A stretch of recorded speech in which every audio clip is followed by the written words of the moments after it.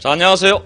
예. 처음에는 우리 아이들 때문에 꽉 찼는데, 이제는 뭐 아이들이 다 빠져도 또 꽉 차네요. 예, 어느덧.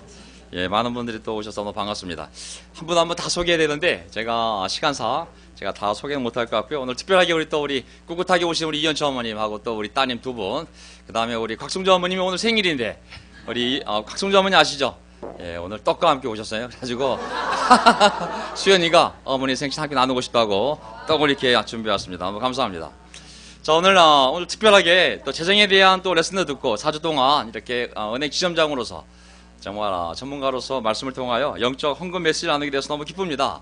그 다음에 또 오늘 전현수 형제 자기 삶에 또 얻었던 부분을 나누면서 예수님의 십자가를 증거하는 귀한 시간이 있었습니다. 자, 오늘 시간이 40분인데요. 저도 한번 창세기 29장, 30장, 31장 3개 장을 묶어서 한번 이 주제로 말씀을 나누려고 하는데요. 자, 너는 내 조상의 땅, 너의 친족에게로 돌아가거라. 내가 너와 함께 있겠다라는 제목으로 말씀을 나누겠습니다. 이제 야곱의 삶까지 넘어갔는데요. 창세기 이제 족장 아브라함, 그 아들 이삭, 그다음에 야곱, 그다음에 야곱이 이제 도망가서 20년 동안 삼촌 집에 살잖아요. 또 하나님 또 부자를 만들어줍니다. 오늘 얘기했던 것처럼 또 부자를 만들어줍니다. 하지만 부자가 되는 게 목적이 아니라 약속의 땅이 있어야 되잖아요. 그래서 돌아가라고. 걱정하지 말라고. 1000km 되는데 내가 함께 있을 거라고. 그래서 오늘 주제는 야곱의 도망, 고난, 20년의 고난, 하지만 귀한, 하지만 모든 순간을 함께 하시는 하나님이라는 제목으로 말씀을 나누겠습니다. 이 강단이 풍성해지는 것 같아요. 우리 또 여러 형제들이 올라와서 삶도 나누고 또 이렇게 전문적인 또 강의도 할 수 있고 또 앞으로도 여러 가지 우리가 할 수 있는 프로그램이 굉장히 많은데 우리 하나씩 한번 해볼까요? 제가 오늘 첫 번째 포인트는 속임당하는 속이는 자입니다. 야곱이 멋지게 아버지와 형 또 엄마와 함께 팀이 돼서 아버지를 속이고 장자권을 얻고 상수를 받았지만 그 역시 똑같이 당하는 모습이 나옵니다. 20년 내내. 그 다음에 그 다가 아닙니다. 이 모든 것을 보고 듣고 계시고 듣고 계시고 알고 반응하시는 하나님이 있습니다. 세상 역사가 사람 뜻대로 안 됩니다. 그것을 보고 듣고 알고 계시는 하나님이 다 컨트롤하시게 돼 있습니다. 그리고 때는 하나님이 정하거든요. 그래서 야곱이 나 이제 돌아갈래요 했을 때 못 돌아갑니다. 하나님의 때가 되었을 때 네가 빈손으로 왔지만 내가 빈손으로 보내지 않을 거라고.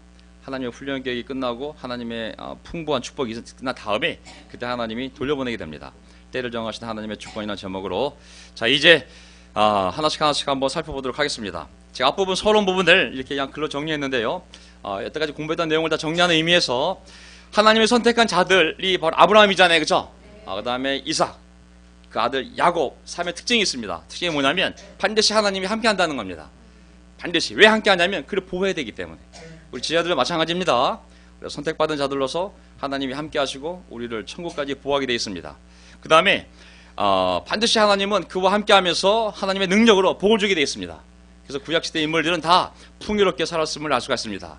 물론 지금은 그 풍요로움이 영적인 풍요로움이기도 하지만 그럼에도 불구하고 구약에 보면 하나님은 반드시 자기와 함께하는 자에게 복을 주셔서 그의 삶을 풍성하게 만들어 주었습니다. 그럼 그가 할 일은 뭘까요? 선택받은 자들이 할 일은 간단합니다. 끝까지 하나님을 믿어야 됩니다. 아멘. 네, 수많은 다신교였거든요. 그 당시에 2000년, 4000년 전에 예수님 전 2000년 전, 지금부터 4000년 전에 그 지역은 다신교거든요. 수많은 신을 믿었지만 그들이 해야 될 일은 뭐냐면 끝까지 어떤 어려움이 있더라도 하나님 한 분만을 믿어야 되는 거예요. 그 다음에 약속한 땅이 있어야 되는 거예요. 나가면 안 되는 거예요. 이집트나 다른 곳으로 가면 안 되고 하나님이 있으란 그곳에 머물러 있어야 되는 것이죠. 그리고 그 다음은 그 믿음을 지키고 자식들에게 믿음을 전수해서 하나님의 계획이 계속 이어질 수 있도록 그 믿음을 지키고 자식들에게 전수하는 것이 그들이 해야 할 일인 것이죠. 아멘. 우리도 마찬가지입니다. 어쨌든 수많은 돈의 신도 있고 수많은 신들이 있지만 세상에 오직 예수 그리스도만을 구세주로 믿고 하나님의 나라 안에 머물며 교회 안에 머물며 믿음을 지키고 다른 사람들에게 복을 퍼뜨리고 자식들에게 그 믿음을 전수하는 것, 이게 우리 신앙의 전부입니다. 자, 이제 야곱의 삶을 정리해보면 이렇습니다. 야곱이 이제 도망가잖아요. 두 가지 목적이 있어요. 형이 죽이려고 하니까 엄마 아빠가 야 가라고. 여기 가난한 여자들밖에 없으니까 어쨌든 도망가서 너도 살아야 되고 형도 살인자가 되면 안 되니까 가라고. 하지만 거기 가서 아내를 구해오라고. 다시 리브가 거기 하란 삼촌 집이잖아요. 그렇죠? 그래서 20년 동안 이제 그 하란에 가서 리브가의 고향이잖아요. 노동하며 고난을 겪게 됩니다. 그리고 20년이 되었을 때 이제 삼촌 라반을 떠나서 돌아올 때 형 에서 문제를 해결해야 되잖아요. 20년 지났지만 형이 칼을 품고 있는지 어떻게든지 간에 만나서 용서를 구해야 되잖아요. 형과의 문제를 해결하고 화해를 해야 됩니다. 그 다음에 이제 약속의 땅으로 돌아오는 과정이 있는 거거든요. 하지만 이 과정이 다 헛되느냐? 절대 그렇지 않습니다. 나중에 미리 정리를 해드리면 20년이나 고난이 있었지만 그는 많은 후손을 얻게 됩니다. 12아들과 디나라는 딸을 얻게 되죠. 그 다음에 그 20년이란 기간, 도망가는 길, 그 다음에 20년 그 삼천 밑에서 고생한 시간들, 그리고 돌아오는 이 모든 과정이 하나님이 함께하는 걸 체험함으로써 정말 그의 신앙이 더욱더 성장함을 알 수가 있습니다. 고난을 통한 인격 성숙이거든요. 성품과 신앙의 변화를 겪게 됩니다. 고난이 없이는 성품과 신앙이 성장할 길이 없습니다. 절대로 고난이 없이는 사람의 성품과 신앙이 성장할 수가 없습니다. 그래서 마지막에 보면은 하나님이 내가 너 어떻게 빈손으로 보내겠냐고 많은 재물을 그가 얻게 해서 다시 고향으로 돌아오게 하는 것이 바로 앞으로 얘가 말씀드릴 29장, 30장, 31장의 내용이 되겠습니다. 자, 하나의 원리가 있어요. 우리가 신앙을 볼 때 감정적으로 말씀을 보지 않고 인사이트 중심으로 보지 말고 하나님의 성품에서 오는 삶의 원리가 있어요. 그 원리를 알면 우리 감정의 기복과 상관없이 우리는 안정되게 하나님을 따라갈 수 있거든요. 자, 야곱에 대한 하나님의 계획은 아브라함 때나 이삭 때나 야곱 때나 예수님을 통한 우리 때나 변함이 없어요. 그건 뭐냐면 보세요. 너의 자손이 땅의 티끌처럼 많아질 것이며 동서남북 사방으로 퍼질 것이다. 너의 자손이, 너도 복을 받지만 너의 자손들도 많아질 거라고. 하지만 궁극적인 목적은 너의 자손만이 아니라 이 땅의 모든 백성이 너와 너의 자손 덕에 복을 받게 될 것이다. 아멘. 자, 이것이 하나님의 계획이고 변함이 없는 거거든요. 이 계획 속에서 바로 야곱의 후손 가운데 그리스도가 이 땅에 오셨고 모든 인류는 오직 예수님을 통하여 하나님의 복을 받게 되었습니다. 그러면 야곱에 대한 하나님의 약속은 뭐냐? 약속이 있어요. 내 계획은 이러이러한데 내가 약속할게. 내 계획을 이루는 한 너에 대해서는 이 약속을 내가 지킬게. 그게 뭐냐면 내가 너와 함께 있어서 내가 너와 함께서 네가 어디로 가든지 너를 지켜주마. 내가 너를 다시 이 땅으로 데려오겠다. 내가 너에게 약속한 것을 다 이루기까지 내가 너를 떠나지 않겠다. 이것이 바로 아브라함에 대한 약속이요, 이삭에 대한 약속이요, 야곱에 대한 약속이요, 하나님 나라 안에 있는 백성들에 대한 약속이요, 오늘날 우리들에 대한 약속입니다. 아멘. 내가 너와 함께 있을 거라고. 어디 있든지 내가 함께 있을 것이며 그리고 너에게 약속한 모든 것을 이룰 때까지 내가 너를 결코 떠나지 않겠다는 것이 우리 각자에 대한, 교회에 대한 하나님의 약속입니다. 그러면 야곱은 무엇을 서원했을까요? 그거 하나님의 계획을 알고 하나님의 약속을 알았을 때 야곱이 자발적으로 마음속에서 이렇게 하나님 앞에 약속, 서원을 하게 되는 것이죠. 그게 바로 우리가 28장 뒷부분에 가면 20절에 야곱은 이렇게 서원하였다. 하나님께서 저와 함께 계시고 제가 가는 이 길, 이게 1000km거든요. 지금 도망가는 이 길이 1000km예요.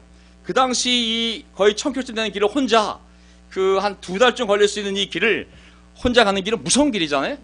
제가 이 길에서 지켜주시고 먹을 것 입을 것 주시고, 구체적이에요. 먹을 것 입을 것 주시고 제가 안전하게 저희 아버지 집으로 돌아오게 해주시면, 이 1000km를 보장해 주시면, 갈 때 1000km 올 때 1000km 제 안전 먹을 것 입을 것 보장해 주시면 세 가지를 하나님 앞에 맹세했어요. 그게 뭐냐면 당신만이 나의 하나님이 될 거라고. 그리고 내가 베델에서 그 자다가 노숙자 신세에서 왜 기둥 천사들 올라다 보고 하나님 음성 듣고 기름 붓고 그 단 쌓았잖아요. 하나님의 집이 될 거라고.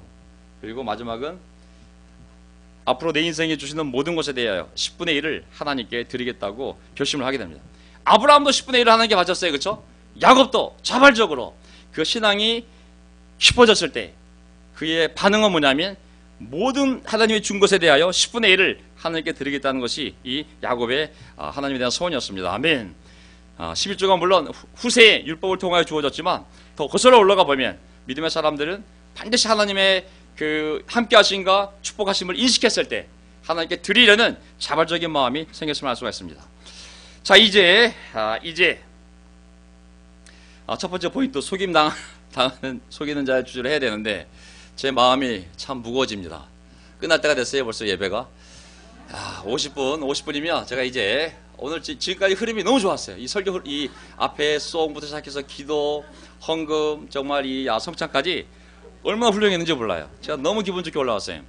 우리 오늘 헌금 메시지란 강수만 형제가 어저께 밤 11시 전화가 왔어요. 자, 일요일날 제가 할 게 뭐가 있는지 설명하면서, 자, 수업 연수 와야 돼. 그 다음에 주일학교 해야 돼. 그리고 헌금 메시지 해야 돼. 그리고 끝나고 나면 또 맥그룹 들어가야 돼. 그리고 어저께 토요일날 바이블 터키 인도했어야 됐어. 그리고 오늘 7시에 재정 미팅이 있어요. 전교회 목사, 전교회. 그래서 6가지 정도를 본인이 하더라고요. 그래서 야, 이거 참 어려운 일이다.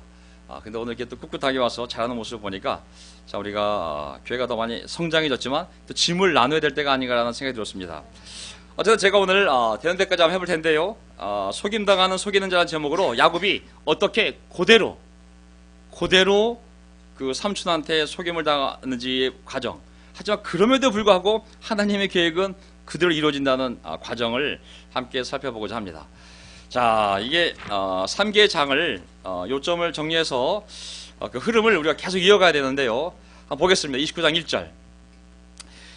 야, 야곱이 줄곧 길을 걸어서 드디어 동방 사람들이 사는 땅에 이르렀다. 야곱이 목자들에게 물었다. 여보시오, 어디에서 오는 길입니까? 그들이 대답하였다. 우리는 하란에서 오는 길입니다. 하란 아시죠? 하란. 하란. 옛날 그 아버지랑 함께 살던 고향, 제2의 고향이잖아요. 그죠? 그 하란에서 그 엄마 리브가도 오게 된 거, 시집 오게 된 거잖아요. 그죠? 자, 그들이 대답하였다. 우리는 하란에서 오는 길입니다. 야곱이 그들에게 또 물었다. 나홀이라는 분의 손자인 라반이라는 분 아십니까? 아브라함 집안이잖아요. 그죠? 그들이 대답하였다. 예, 우리는 그를 잘 압니다. 야곱이 또 그들에게 물었다. 그분이 잘 살고 지금도 잘 살고 있습니까? 아니 이사 갔습니까? 그들이 대답하였다. 잘 삽니다. 마침 저기 그의 딸 라헬이 양떼를 몰고 옵니다. 아주 그냥 절묘하게 타이밍이 또 맞았어요. 그쵸? 여기 보면 지금 이 거리가 1000km쯤 된다고 그랬잖아요. 그쵸? 굉장히 먼 거리거든요. 하지만 도망가는 길이었지만 하나님의 선택을 받은 자였기 때문에 그가 노숙자 신세일 때도 하나님이 나타나셔서 그에게 축복을 약속하고 하나님의 약속을 들은 자였기 때문에 나머지 1000km가 그렇게 무섭지만 않았을 거예요. 그렇죠? 그래서 힘차게 결국 걸어서 드디어 거의 1000km에 다다르는 지점이 되었을 때 그 하란, 내 목적지가 삼촌집 하란인데 거기서 온 종들을 그 앞부분에서 만나서 그 삼촌이 살고 있음을, 그리고 살고 있는 정도뿐만 아니라 자기가 결혼하러 왔는데 그 딸이 오는 모습까지 보게 되는 사건이 바로 여기입니다. 이 모습 보이세요? 여기가 지금 그 하란 지역입니다. 지금 터키 지역이거든요. 요즘 뉴스를 보면 시리아의 알레포라는 지역이 있어요. 알레포가 어느 지역이냐면 맨날 전쟁이 일어나는 지역이에요. 정부군하고 그 시리아 정부나 반군이 맨날 싸워서 애들 죽고 수백 명 죽는 곳이 이 알레포라는 지역이거든요. 알레포 지역을 지나야 이 하란 지역을 갈 수가 있어요. 시리아와 터키 이 국경 이쪽에 알레포가 있다면 바로 위에 바로 이 하란이라는 마을이 있거든요. 지금 한 7,000명 정도, 10,000명 이하에 사는 마을이라고 했습니다. 자, 그 땅이에요. 이게 그대로 4,000년 전에 야곱이 밟았던 그 땅입니다. 이 앞에 지붕 모양, 이 집 모양 보이죠? 이게 옛날 집 모양입니다. 덥기 때문에 지붕을 이렇게 뾰족하게 세워가지고 살았던 그 가옥 형태가 지금도 일부는 우리 초가집처럼 남아있는 것이죠. 어쨌든 여기에 이제 도착하게 되는 야곱의 모습이 나오는 것이죠. 자, 여기 볼까요? 어쨌든 무사하게 도착을 한 겁니다. 그렇죠? 하나님이 그와 함께해서 1000km를 정말 재앙을 당하지 않고 도착하게 했습니다. 자, 그리고 나서 야곱은 라헬에게 입을 맞추고 기쁜 나머지 큰 소리를 울면서 너희 아버지가 자기 외삼촌이라는 것과 자기가 리브가 너희 아버지의 여동생 리브가의 아들이라는 것을 라헬에게 말하였다. 라헬이 달려가서 아버지에게 이 사실을 말하였다. 라반은 누이의 아들 야곱이었다는 말을 듣고서 그를 만나러 곧장 달려와 그를 보자마자 껴안고서 입을 맞추고 자기 집으로 데리고 갔다. 마지막 구절이 이제 라반의 마음을 힘들게 한 내용이에요. 야곱은 지금까지 있었던 일들을 라반에게 다 말하였다. 좋은 내용이 아니잖아요. 지가요 이렇게 거쳐온 이유는요, 이 라반이 그 아브라함이 거의 지금부터 100년 전쯤에 아브라함이 자기 아들 이삭을 결혼시키려고 종을 보냈잖아요. 그때는 낙타 10마리에 엄청난 지상금을 보내서 그 리브가를 데려온 거잖아요. 그렇죠? 그때는 라반이 얼마나 기분이 좋았겠어요. 야, 내 동생 가고 엄청난 재산이 우리 집에 들어오는구나. 근데 그 시집간 그 여동생의 아들이 왔는데 거짓걸로 와가지고 다 말을 해줬는데 지가요 형을 해가지고요 사기쳐가지고 도망쳐 나왔는데 가진 건 아무것도 없고 죽을 뻔했어요. 야, 엄청난 대조가 되잖아요. 그렇죠? 지금 일을 다 라반이 딱 봤을 때 아이고 이 자식 형속이고 거짓골로 왔구나. 마음이 쉽지 않았을 거예요, 그렇죠? 예.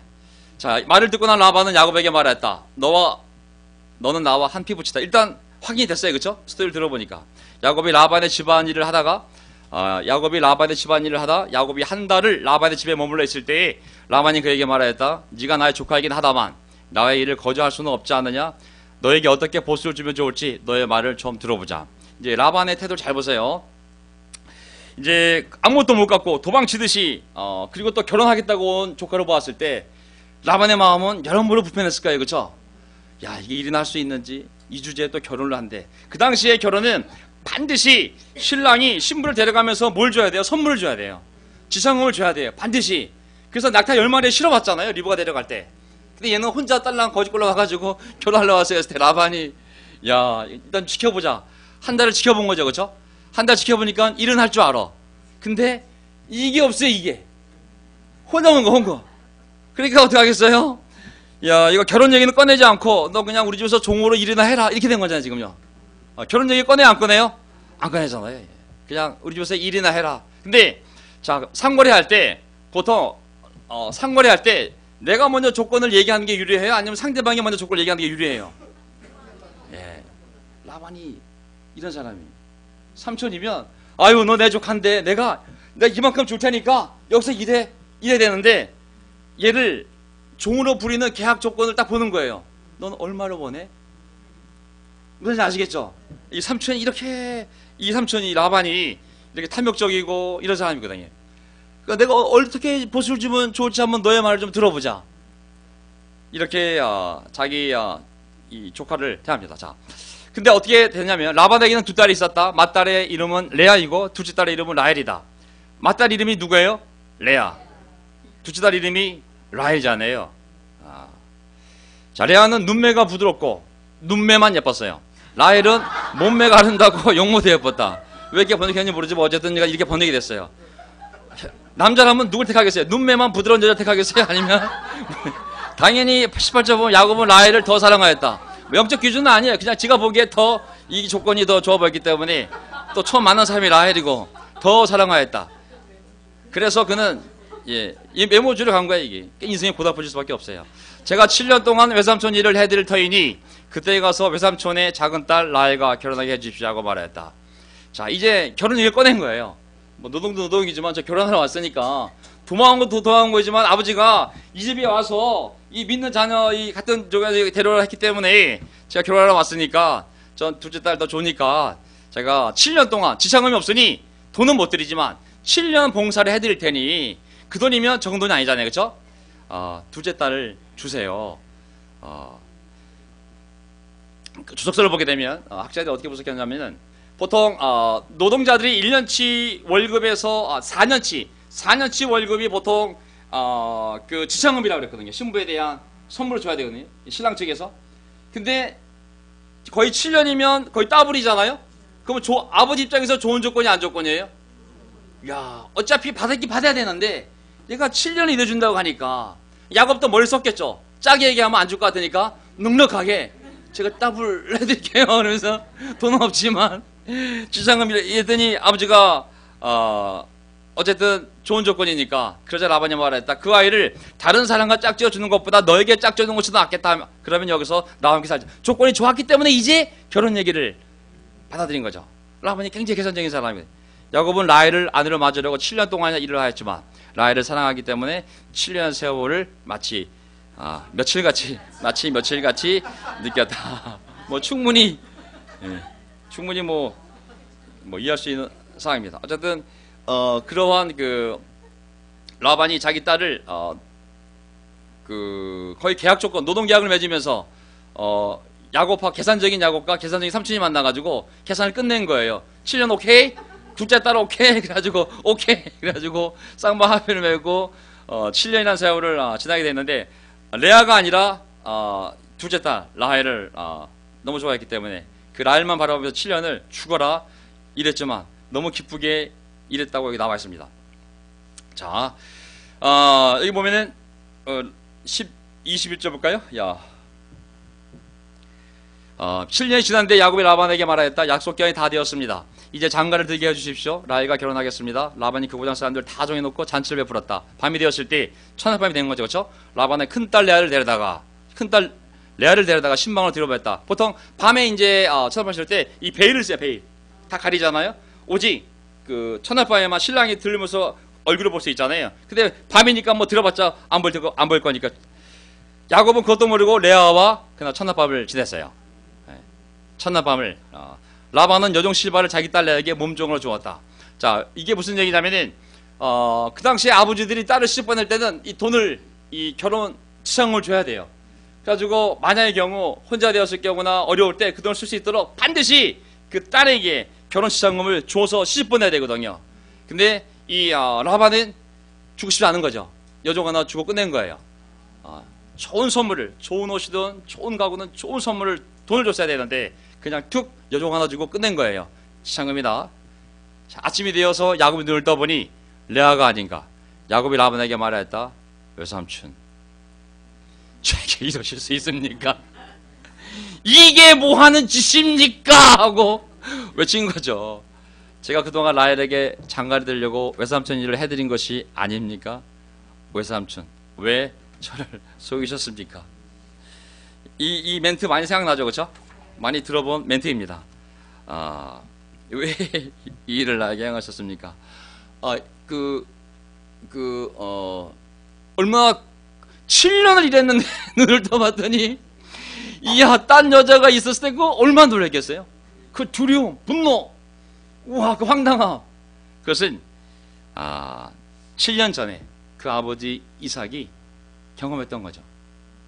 둘째 아들이 털을 속이고 목소리를 숙이고 그리고 정말 그 장자로 위장을 해서 속여서 아버지로부터 축복을 가져갔잖아요. 장자 상속을. 그때 그 아버지의 심정이었겠죠, 그렇죠?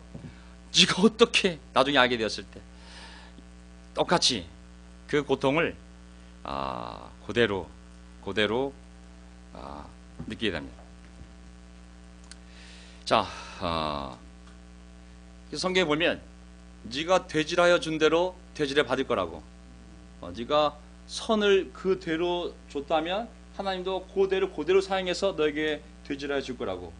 네가 되질하여 남들에게 해를 줬다면 그대로 하나님 그대로 사용하여 너에게 돌려줄 거라고. 남을 심판하지 말라고. 그대로 하나님 너를 심판할 거라고. 남에게 복을 주라고. 하나님이 그대로 너에게 복을 줄 거라고. 생각나시죠, 그렇죠? 야곱이 그대로 당하는 모습입니다. 라반이 대답하였다. 하이, 큰 딸을 두고 작은 딸부터 시집 보내는 것은 이 구장의 법이 아닐세. 그러니 이래 동안 초래 기간을 채우게. 7일 동안 그냥 레아와 신방을 채우게. 그런 다음에 작은 아이 라헬도 자네에게 주겠네. 그 대신 자네는 또 7년 동안 내가 맡기는 일을 해야 하네. 야곱은 그렇게 하였다. 그가 레아와 7일 동안 또 억지로 보내고 나니 라반은 자기 딸, 확인한 다음에 7일 뒤에 자기 딸 라헬을 그에게 아내로 주었다. 라반은 여종 비라를 자기 딸 라헬에게 몸종으로 주었다. 또 지참금을 그냥 여종 하나 주고 땡 친 거예요. 야곱이 라헬과 동침하였다. 야곱은 레아보다 라헬을 더 사랑하였다. 원래 7년 동안 사랑한 여자가 이 여자였으니까 그냥 또다시 7년 동안 라반의 일을 하였다. 여기 보세요. 정말 라반이 처음부터 다 스토리를 들었잖아요. 이놈 봐가 둘째인데 형을 속이고 아버지한테 야 죽을까 봐 도망쳐온 놈이구나. 약점을 다 알고 있잖아요. 다 알고 있어요. 그래서 처음부터 계획을 세웠는지도 몰라요. 마음속에 처음부터 계획을 이렇게 했지만 너도 속이는데 뭐 나는 못 속이냐 하고 어쨌든지 간에 7년이 되었을 때 큰딸을 보냈잖아요. 그리고 나서 미안한 마음이 없어요. 야 야곱아, 네가 살던 동네에서는 둘째가 형 속이고 상속받는지 모르겠지만 이 동네는 그렇게 수준한 동네 아니다. 우리 동네는 순서가 있어. 어떻게 작은 애가 먼저 시집을 가니? 그건 네가 살아온 인생이고 네 동네 수준인지 모르겠지만 여긴 그래도 수준이 있는 동네야. 큰딸부터 가야 돼. 할 말이 없는 거예요. 그대로 당하잖아요. 그러면서 또 무서운 이 삼촌 약점을 알아요. 이 야곱이 라헬을 좋아하는지 아니까 1+1 7년 더 해주면 내가 1+1으로 둘째. 이 라반이 무서운 사람이잖아요, 그렇죠? 이 야곱이 얼마나 고통스러웠겠어요, 그렇죠? 생각해 보면 해를 다니신 혼자 와서 결혼식도 혼자 치렀을 거 아니에요? 이 신랑 쪽 집안이 없잖아요. 이 모든 고통을 다 혼자 고난을 당하게 되잖아요, 그죠? 정말 첫날 밤에 얼마나 놀랐겠어요? 한 번의 실수가 아니라 평생 그 여인과 살아야 되잖아요. 근데 또 사랑한 여인을 얻으려면 7년도 물론 짧게 느껴졌지만 짧은 시간이 아니었는데 이제 또 7년을 정말 더 일해줘야 되잖아요, 그렇죠? 그래서 졸지에 정말 이 라반에게 속아서 아내는 얻었지만 덤으로 원치 않는 결혼을 하게 되었고 정말 또 더 나아가서 7년을 나는 고향으로 빨리 돌아가야 되는데 나는 사랑하는 여인을 얻었으면 엄마 아빠 정갈이 오면 빨리 돌아가는 게 내 목적인데 내가 상속을 받았잖아요, 자기 고향에서. 가족을 데려가면 되는데 가지를 못하는 거죠. 7년을 더 일해야 되는 일이 벌어지고 만 것입니다. 참 이 야곱의 이 황당한 질문, 삼촌 이게 뭐한 짓이에요? 충분히 이해가 되잖아요, 그렇죠? 어찌하여 나에게 이렇게 행했어요? What is this you have done to me? 나한테 한 게 이게 뭐예요? 무슨 짓이에요? 이 표현은 성경에 보면 제일 똑같은 표현이 어디서 나오냐면 하와가 뱀에게 속아서 자기가 사과를 먹고 사과가 아니죠. 동산 중앙에 있는 먹지 말라는 금지 과일을 먹고 그 다음에 자기 남편에게 줘서 먹고 나중에 그것이 발각되어서 하나님이 아담에게 물어보고 아담이 저 여자가 주워서 먹었다 그러고 하나님이 그 여자에게 한 질문이 이 질문입니다. 이게 무슨 짓이야? 이게 무슨 짓이냐? 네가 한 짓이 이게 너 왜 이렇게 했어? 라는 질문이에요. 왜 이 풍요로움 속에서 왜 다 주었는데 하나님이 하지 말라는 거를 어떻게 네가 그렇게 할 수가 있어? 그것도 남편도 먹게 하고 어찌하여 나에게 이렇게 행하였느냐는 첫 질문이 바로 이 질문이거든요. 사실 우리의 삶을 보게 되면 참 하나님 입장에서 보게 되면 오늘도 방금 때 얘기했지만 그 많은 걸 주고 그 많은 축복을 주고 내가 함께 있을 것이고 널 축복할 거고 그럼에도 불구하고 우리의 삶을 보게 되면 때로는 하나님 보시기에 너는 왜 이런 일을 하는지 정말 그러한 많은 실수를 우리 삶에서 저지르지 않습니까? 야곱을 비난하는 마음보다는 또 우리의 삶도 내 삶도 어떻게 보면 하나님 앞에서 야곱의 삶을 살아온 것이 아닌가라는 생각도 또 해보게 됩니다. 어찌든지 간에 이렇게 돼서 정말 슬픈 결혼 생활을 야곱이 많은 사람을 슬프게 했지만 이제 본인도 또 그러한 슬픈 결혼 생활을 하게 됐습니다. 정말 60 몇 년이 넘도록 지켰던 첫 남성으로서의 첫날 밤을 사랑하는 정말 여인이 아니라 내가 전혀 원하지 않는 여인과 첫날 밤을 지내고 이제 또 그 두 아내를 데리고 또 7년을 함께 살아낸다는 것은 정말 고통스러운 시간이 아니겠습니까? 그럼 하나님의 계획이 이제 아이고 끝났네. 내가 야곱을 택했는데 야곱이 그만 속아 넘어가가지고 아이고 이제 야곱을 못 쓰겠구만. 하나님의 계획이 멈출까요? 그렇진 않죠. 이 모든 상황을 통제하는 하나님이 계시기 때문에 이제 이 야곱과 레아 또 레아의 여종 야곱과 라헬과 여종 그 삼촌까지 다 사용을 해서 하나님의 계획은 앞으로 전진해 나가게 됩니다. 하나님 약속했잖아요. 내가 너와 함께 있을 것이고 너에게 많은 후손을 줄 거라고. 그런 상황에도 불구하고 하나님은 많은 후손을 만들고 그리고 그에게 복을 주기 위한 계획을 계속 해나가게 되는 거죠. 하지만 그들의 삶은 힘들었을까요? 안 힘들었을까요? 자, 모든 중혼은 고통이 따릅니다. 구약에 보면 중혼 아내가 떠나서 다시 또 아내를 얻는 것이 아니라 아내를 여러 명 두는 중혼 있잖아요. 중혼은 다 고통이 따르게 되었습니다. 장사들이 다 고통을 따르게 되고 가인의 후손인 라멕이 첫 중혼자거든요. 아리따운 여인들이여 내 말을 들으세요. 아름다운 여인이 2명 있었지만 그 여자 입장에서는 이 남자가 폭력꾼이잖아요. 성경에 보면 이 중혼은 다 고통이 따르게 되었습니다. 이 야곱의 삶도 또 그 아내들의 삶도 참 고통스럽거든요. 이제 보세요. 아이를 낳을 거 아니에요? 자, 주님께서는 레아가 이제 레아가 남편의 사랑을 받지 못하는 것을 보시고 당연히 사랑 못 받았을 거 아니에요, 그렇죠?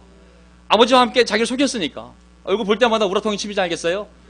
야, 어떻게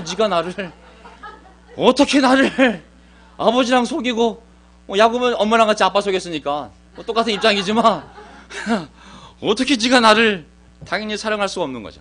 레아가 남편의 사랑을 받지 못하는 것을 보시고, 하지만 레아의 태를 열으셨어요. 아멘. 왜? 후손을 낳아야 되는 거거든요. 또 레아를 불쌍히 여긴 것이 하나님, 그렇죠? 라헬은 임신을 하지 못하였으나 언니는 임신을 못했어요. 이상하게. 동생은. 근데 언니는 비록 아빠랑 함께 남편을 속여서 사랑을 받지 못했지만 하나님이 그것을 불쌍히 여겨서 아이를 낳게 했습니다. 레아는 마침내 임신을 하여 아들을 낳았다. 그는 속으로 주님께서 나의 고통을 살피시고 나에게 아들을 주셨구나. 나의 고통을 살피시고 얼마나 힘든지 아시겠죠? 이제 남편은 나를 사랑하겠지 하면서 아기 이름은 루벤, 장남이에요. 그렇죠? 12명 아들 중에 첫 번째 아들이 루벤이잖아요. 루벤을 낳습니다. 이름도 좋지 않아요. 와, 하나님이 내 고통을 살피셨구나. 루벤. 얼마나 힘들었겠어요. 그리고 둘째, 그다음에 셋째, 그다음에 둘째 시몬, 넷째 레위, 그다음에 넷째가 유다잖아요. 제가 끊었어요. 너무 시간이 없어가지고. 또 레아가 또 임신합니다. 그가 또 임신하여 아들을 낳았다. 그는 속으로 이제야말로 내가 주님을 찬양했다 하면서 아이 이름을 뭐라고 지었어요? 예, 유다 지파. 예수님이 어디서 오셨어요? 어느 지파에서? 유다 지파에서. 하나님이 유다 지파에, 이 유다에게, 유다 후손들에게 이스라엘 민족을 다스리는 왕권을 주었어요. 왕권. 그러니까 예수님은 이스라엘뿐만 아니라 온 인류를 다스릴 왕으로 오시잖아요. 그렇죠? 그러니까는 유다 지파 중에 다윗의 후손으로 그 씨가 와서 이 씨로 말미암아 모든 민족이 그를 왕으로 믿을 때 복을 받는 것이잖아요. 그래서 이 유다가 이 레아를 통해서 넷째 아들로 태어나게 됩니다. 자, 오늘 두 번째 포인트 끝내야겠네요. 자, 그래서 오늘 제 이제 두 번째 포인트는 뭐냐면 속임을 당하는 속이는 자가 첫 번째 포인트였잖아요. 야곱이 철저하게 그대로 자기가 한 그대로 속임을 당했으니까. 하지만 둘째 보면 그럼에도 불구하고 하나님은 모든 것을 각 사람을 다 보고 있어요. 모든 여인들의 고통스러운 기도를 다 듣고 계세요. 그리고 상황을 다 알고 있어요. 그래서 그것에 반응하여 그 사랑받지 못하는 레아, 하지만 하나님의 계획 안에 있는 야곱을 축복하기 위하여 레아의 기도를 들으시고 아이를 4명이나 허락하시던 모습이 바로 이 사건입니다. 자, 하나님이 내 고통을 보았다, 루벤. 그리고 하나님이 내 이 고통의 기도를 들으셨구나, 들으다, 시몬. 그 다음에 야, 내가 셋째 아들 낳았으면 셋이면 나한테 묶이지 않겠어? 묵다, 레위. 그리고 넷째까지 낳았어. 할렐루야. 동생은 하나도 못 낳았는데 난 넷이나 낳았어. 이제 저 남편은 내 거야. 하나님을 찬양해야지. 할렐루야. 찬양하다, 유다. 이름이 다 슬프잖아요. 그죠? 그 가정이 얼마나 슬펐겠어요. 하나가 태어나면 라헬은, 레아는 남편의 사랑을 애는 남편의 사랑을 못 받으니까 그 사랑을 인정받기 위해서 뭘 자꾸 낳고 싶은 거예요. 이러면 낳을수록 나한테 묶이겠지. 근데 야곱이 안 묶이는 거예요. 그 라헬은 언니가 애 낳을 때보다 집안이 애를 낳아도 기쁘지가 않은 거예요. 하나가 만세 부르면 하나는 언니만 낳고 나는 뭐야. 라헬은 남편의 사랑을 받았지만 자녀가 없었어요. 하지만 레아는 아이를 많이 낳았지만 남편의 사랑이 없었어요. 그러니 그 집안이, 속된 말로 그놈의 집안이 어떻게 평탄할 수가 있었겠어요. 야곱의 삶이 이렇게 힘든 인생이었습니다. 왜? 그가 속였기 때문에 그 대가를 치르고 또 하나님 선택받은 자로서 신앙 훈련을 받는 모습을 볼 수가 있습니다. 하지만 하나님이 모든 걸 다 보셨기 때문에 하나하나 그들의 기도를 들으시면서 이제 그래서 이제 마태복음 1장 1절을 보게 되면 이게 왜 신학과 연결되냐면 마태복음 1장 1절이 어떻게 시작해요? 아브라함의 자손이요 다윗 자손인 예수 그리스도의 계보는 이러하다. 나오죠? 아브라함의 씨앗이요 다윗의 씨앗인 예수 그리스도이다. 아브라함은 이삭을 낳고 이삭만 낳았어요? 이스마엘도 낳았잖아요. 하지만 이삭을 선택했잖아요. 그렇죠? 이삭은 에서와 야곱을 낳았지만 야곱을 선택한 거잖아요. 그렇죠? 야곱은 12아들, 넷째 아들까지 나왔지만은 여기 뭐 어디? 야곱은 유다와 그 형제들 낳고 누구 선택했어요? 유다잖아요. 유다에서 결국은 누가 나왔어요? 야곱 말의 남편 요셉을 낳았다. 야곱은 이 유다 지파의 후손이거든요. 요셉에게서 마리아랑 함께 그리스도라고 하는 예수가 태어났잖아요. 그렇죠? 결국은 또 선택은 유다, 넷째 아들. 하지만 야곱이 사랑한 라헬에게서 아니면 야곱을 속인 레아에게서. 그러니까 이 모든 역사를 보면 인간의 뜻대로 되지 않습니다. 레아의 후손 가운데서 유다 지파 유다가 나왔잖아요. 그렇죠? 목사의 뜻대로도 안 되고 장로 뜻대로도 안 되고 철저하게 하나님의 계획 가운데 모든 인생을 주관하신 하나님 계획 가운데 우리 인생이 흘러가게 되었습니다. 비록 남편을 속인 레아지만 하나님 그 레아에게 많은 자식을 허락했고 그 가운데 넷째 아들 유다를 통하여 바로 그 지파 가운데서 후손이 예수 그리스도가 이 땅에 오시게 된 것이죠. 라헬은 어떻게 하셨을까요? 하나님 또 불쌍히 여기지 않겠습니까? 여기까지 하고 끝내겠습니다. 라헬은 자기와 야곱 사이에 아이가 없잖아요. 언니가 4명을 낳을 때 자기는 언니를 시기하며 야곱에게 말하였다. 나도 아이 좀 낳게 해주소. 그렇지 않으면 죽어버리겠어요. 야곱이 라헬에게 화를 내면서 말했다. 내가 하나님이라 된단 말이요. 당신 임신할 수 없게 하신 분이 하나님이신데 나들 어떻게 하라는 말이요. 라헬이 말하였다. 나에게 몸종 비라가 있어요. 비라와 잠을 자세. 그가 아이를 낳아서 나에게 안겨주면 비라의 몸을 빌려서 나도 당신의 집안을 이어가겠어요. 옛날에 아브라함 아내 사라가 했던 말 생각나시죠? 내 여종 하갈 있잖아요. 하갈이랑 자서 아이를 낳으세요. 제가 입양해가지고 똑같은 말 했잖아요. 그렇죠? 믿음이 있는 말이에요? 믿음이 없는 말이에요? 라헬이 얼굴은 예뻤지만 몸은 아름다웠지만 믿음이 아름다운 여자는 아니었어요. 인간적이잖아요. 또 분노하고 남편에게 대들잖아요. 아이를 낳게 해달라고. 야곱이 내가 하나님이냐고. 하나님이 주는 것이지 내가 주는 것이냐고. 그럼 나 여정한테 아이를 낳을 거예요. 여정하고 자세요. 그리고 그 아들 낳으면 내 거로 만들 거예요. 좋은 마음이 안 좋은 마음이에요? 시기심에 분노해. 그래가지고 어떻게 됐어요? 결국은 보세요. 여기까지 하시기. 얼마 뒤에 레아가 딸을 낳고 그의 이름을 디나라고 하였다. 딸까지 낳았어요. 레아는 12아들 중에 하나 딸이 있는데 딸이 디나인데 그걸 레아가 낳았어요. 근데 하나님은 라헬도 기억하셨다. 하나님이 라헬의 호소를 들으시고 그의 태를 열어주셨다. 라헬의 호세스 거 아니에요. 그 가운데 이제 종을 통해 또 낳는데 끝에 보면 그가 임신을 하여서 아들을 낳으니 하나님이 나의 부끄러움을 벗겨주셨구나 하고 생각하였다. 라헬은 아이의 이름을 지을 때에 주님께서 나에게 또 다른 아들 하나를 더 주시면 좋겠다 하는 뜻으로 그 아이 이름을 1+1 요셉이라고 하였다. 12아들이 나오는 거잖아요. 12아들이 나오는데 레아가 넷을 낳았어요. 그러니까 라헬이 그걸 보고 참지 못하고 내 여종과 결혼하세요 해가지고 여종을 줬잖아요. 여종이 2명을 낳았어요. 또 그걸 보고 언니가 아이고 봐라 지가 안 되니까 여종을 플레이를 하네 언페어한데 너도 들어가 해가지고 자기 여종을 또 주었어요. 또 2명이 낳았어요. 나중에 또 레아 태가 열렸어요. 또 아들이 또 2명 또 낳았어요. 그 딸 하나 더 낳았어요. 근데 라헬이 너무 힘들어하니까 하나님이 그 라헬을 보고 맨 마지막에 준 아들이 바로 이 요셉인 거예요. 요셉이 11번째 아들로 태어나게 된 거예요. 11번째 아들로. 근데 그렇게 힘들게 노산으로 얻었잖아요. 그럼 거기서 끝났어야 되는 거예요. 하나님 됐습니다. 저는 이 아들로 족합니다. 감사합니다. 아멘 하면 좋았을 텐데 아멘 +1 하나만 더 주세요. 그래서 요셉이라는 이름이 더하다는 이름을 했잖아요. 결국은 정말 이게 이 집안을 보면 이렇게 어려운 집안에서 12아들이 태어나고 이 12아들이 12지파의 족장이 되어서 결국 나중에 배우자들과 아이들과 함께 70명이 되어서 결국은 이집트에 가서 고센지방에서 수백만 명이 늘어나게 되잖아요. 하나님의 나라를 세울 수 있는 백성이 되게 됩니다. 하지만 12지파를 보게 되면 온전한 사람이 아무도 없잖아요. 여기 보면은 12아들이 태어났지만 아이들의 분석을 보면 배다른 자녀가 이 엄마가 4명이잖아요. 아빠는 하나지만은 벌써 여종 2명, 실바 비라, 그 다음에 레아, 라헬, 정말 이 경쟁, 시기심, 두 자매의 막 이런 이 엄청난 고통을 당하면서 야곱의 집안이 만들어진 것이죠. 하지만 우리 눈에 보면 결속 과정이지만 하나님 보기에는 놀라운 출발점인 거죠. 아멘. 비록 그들이 지지고 볶고 싸우고 속이고 이 많은 일이 벌어졌지만 하나님이 이 모든 걸 통제해서 결국 이 12아들을 12지파의 족장으로 삼아서 자기 나라를 세우는 스타트로 삼잖아요. 하나님의 계획은, 하나님의 약속은, 하나님의 정의는 변할 수가 없는 것이죠. 그 각자는 고통을 당했지만 그럼에도 불구하고 하나님은 자기의 계획을 이제 하나하나 만들게 됩니다. 자, 역시 준비한 내용이 딱 반밖에 할 수가 없네요. 어쨌든 이렇게 해서 하나님은 그 어려운 가운데 속에서도 모든 사람의 기도를 들으시고 또 억울한 호소를 들으시고 다 자녀를 허락하셨고 그리고 마지막에는 정말 라반이 그 야곱을 지나치게 속이고 고통을 주는 모습을 보면서 라반의 걸 다 뺏어다가 야곱에게 주게 됩니다. 그리고 야곱이 라반을 도망칠 때 라반에게 꿈에 나타나서 경고합니다. 야곱에게 아무 말도 하지 말라고. 내가 때가 되어서 내 야곱을 고향으로 돌아가라고 했을까 돌아가는 길이니 너는 손도 대지 말라고. 아무 말도 하지 말라고. 좋은 말조차도 하지 말라고 꿈에 나타나서 경고하는 모습을 볼 수 있어요.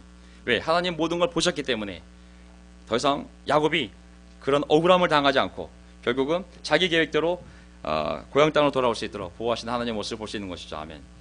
자, 어쨌든 정리해 보면요. 자, 오늘 제가 딱 여기까지밖에 못 하겠네요. 자, 오늘 설교 제목은 너는 너의 주상의 땅, 너의 친족에게로 돌아가거라. 내가 너와 함께 있겠다는 겁니다. 아멘. 야곱이 이제 도망가서 또 하란에 도착해서 정말 그 삼촌한테 많은 속임을 당하지만 정말 그 가운데 속에서 가정을 만들고 그 가정 속에서 하나님 약속대로 많은 후손이 태어나고 이제 그 라반 삼손으로부터 그 가족과 복을 받아 고향으로 돌아올 일만 남았잖아요. 그 얘기를 다음 시간에 마저 하도록 하겠습니다. 하나님 우리 함께 계십니다. 아멘. 우리가 하나님의 말씀에 순종하는 방향으로 가기만 한다면 하나님은 반드시 우리와 함께 하시며 우리에게 필요한 모든 걸 공급하시며 그것이 입을 것이 되었던 먹을 것이 되었던 살 것이 되었던 하나님은 우리가 하나님의 계획대로 모든 민족에게 복을 끼치며 그리고 우리 후손에게 믿음을 전할 수 있도록 우리의 건강과 우리의 미래와 우리의 삶을 지켜주시고 인도하실 줄 믿습니다. 아멘. 그 믿음으로 또 한 주를 힘차게 살아가는 저와 여러분이 되기를 바라면서 설교를 마치겠습니다.